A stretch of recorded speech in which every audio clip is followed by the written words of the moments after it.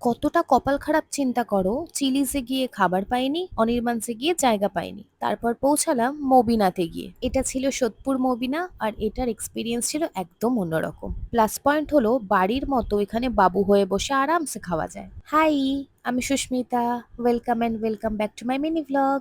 এখানকার অ্যাম্বিয়েন্সটা ঠিক যেরকম আলাদা, এখানে যে মিউজিকটা চলছিল সেটাও অন্যরকম। তোমরা গেলে নিশ্চয়ই এক্সপিরিয়েন্স করবে। তোমাদের সুবিধার জন্য মেনু কার্ডের কিছু ঝলক থাকলো। আমাদের অর্ডারটা ছিল একটু অন্যরকম। আমরা পৌঁছাতে পৌঁছাতে চিকেন বিরিয়ানি একদম শেষ হয়ে যায়, তাই আমরা অর্ডার দিয়েছিলাম শাহি বিরিয়ানি। ওরাই রেকমেন্ড করেছিল। আমি বলবো এখানে বন্ধু বান্ধবের সাথে যেও, বেশি এনজয় করবে। এই বিরিয়ানিটা ছিল হায়দ্রাবাদি স্টাইলের বিরিয়ানি। বিরিয়ানির মধ্যে কাজু কিশমিশ দেখতেই পাচ্ছ।